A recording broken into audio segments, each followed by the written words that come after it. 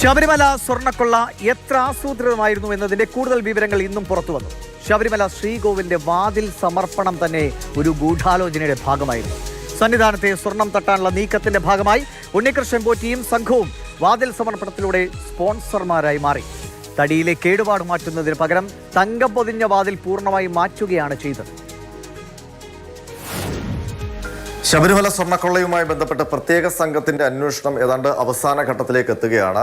ഇതിനിടയിൽ അന്വേഷണ സംഘത്തിന് വ്യക്തമായ ഒരു കാര്യം, ശബരിമല കൊള്ളയുമായി ബന്ധപ്പെട്ട ഗൂഢാലോചന ആരംഭിച്ചിരിക്കുന്നത് 2018 തന്നെയാണ്. ആ ഗൂഢാലോചനയുടെ ഭാഗമായിട്ടാണ് ശബരിമല സന്നിധാനത്തെ ശ്രീകോവിലിന്റെ വാതിലുകൾ മാറ്റാൻ തീരുമാനിച്ചത്. ഈ വാതിലുകളുടെ തടിയിൽ മാത്രമായിരുന്നു അന്ന് അറ്റകുറ്റപ്പണികൾ നടത്തേണ്ടിയിരുന്നത്. അത് ചെറിയ ശബരിമല സന്നിധാനത്ത് തന്നെ നടത്താമായിരുന്ന പണികൾ കൊണ്ട് തന്നെ തീർക്കാമായിരുന്നു. എന്നാൽ അന്ന് ദേവസ്വം ബോർഡ് എടുത്ത തീരുമാനം ആ വാതിൽ അപ്പാടെ മാറ്റാനായിരുന്നു. അതിന് സ്പോൺസറായി നിശ്ചയിച്ചത് ഉണ്ണികൃഷ്ണൻ പോറ്റിയാണ്. ഉണ്ണികൃഷ്ണൻ പോറ്റി പുതിയ വാതിലാണ് അവിടെ സമർപ്പിക്കപ്പെടുകയും ചെയ്തത്.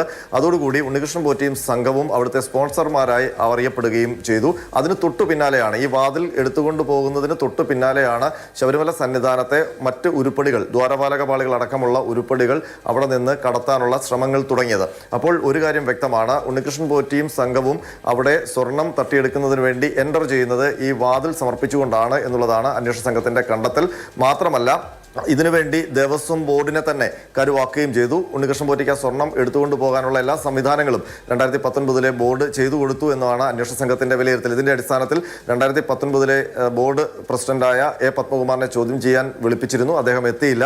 നാളെ വരും എന്നാണ് പ്രതീക്ഷിക്കുന്നത്. വന്നില്ലെങ്കിൽ അറസ്റ്റ് അടക്കമുള്ള നടപടികൾ ഉണ്ടാകുമെന്നുള്ള സൂചനയാണ് എസ്ഐറ്റിയിൽ നിന്ന് നൽകുന്നത്. ഇത് കൂടാതെ 2019 ബോർഡ് അംഗങ്ങളെയും ചോദ്യം ചെയ്യാൻ അന്വേഷണ സംഘം തീരുമാനിച്ചിട്ടുണ്ട്.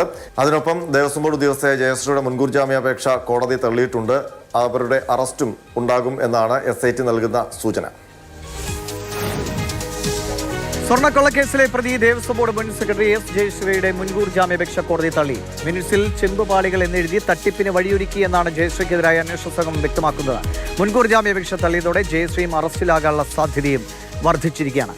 ശബരിമല അയ്യപ്പന്റെ സ്വത്തിൽ കൈവച്ചവരെയെല്ലാം അന്വേഷണ സംഘം പൂട്ടുമെന്ന് ഉറപ്പായി കഴിഞ്ഞു. ശബരിമല സ്വർണ്ണക്കേസിന്റെ ഭാവി എന്തു തന്നെയായാലും ക്ഷേത്ര സ്വത്തുക്കൾ വിഴുകാൻ തക്കം പാർത്തിരുന്നവർ കുറച്ചു കാലത്തേക്കെങ്കിലും ഒന്നടങ്ങും.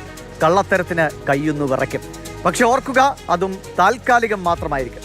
ആർത്തി പൂണ്ടവർ വിശ്വാസത്തിന്റെ മറവിൽ വീണ്ടും വരും. ഈശ്വര വിശ്വാസം എന്നാൽ അത് സത്യത്തോടുള്ള വിശ്വാസമാകണം. ആ സത്യത്തെ ലംഘിക്കുന്നവരാരും വിശ്വാസിയുമല്ല, നല്ല മനുഷ്യരുമല്ല.